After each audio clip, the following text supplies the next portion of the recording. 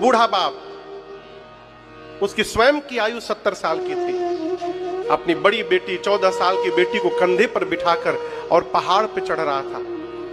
ऊपर से एक महात्मा उतर रहे थे। महात्मा ने कहा, मूर्ख हो तुम, तुम्हारी बेटी बड़ी है, वो पैदल चढ़ सकती है, तुमको बेटी का भार नहीं लगता?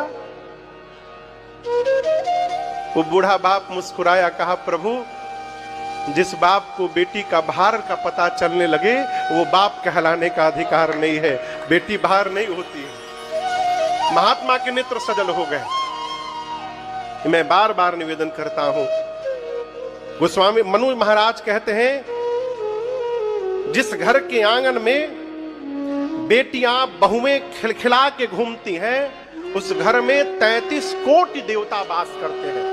यत्र नार्यस्ति पूज्यन्ते रमन्ते तत्र देवता।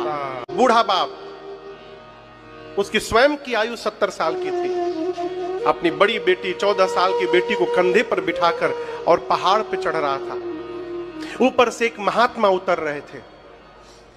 महात्मा ने कहा, मूर्ख हो तुम, तुम्हारी बेटी बड़ी है, वो पैदल चढ़ सकती है, तुमको बेटी का भार नहीं लगता? वो बूढ़ा बाप मुस्कुराया, कहा, प्रभु, जिस बाप को बेटी का भार का पता चलने लगे वो बाप कहलाने का अधिकार नहीं है, बेटी भार नहीं होती है। महात्मा के नेत्र सजल हो गए। मैं बार बार निवेदन करता हूं, गोस्वामी मनु महाराज कहते हैं, जिस घर के आंगन में बेटियां बहुएं खिलखिला के घूमती हैं, उस घर में 33 कोटि देवता वास करते हैं। यत्र नार्यस्ति पूज्यन्ते रमन्ते तत्र देवता।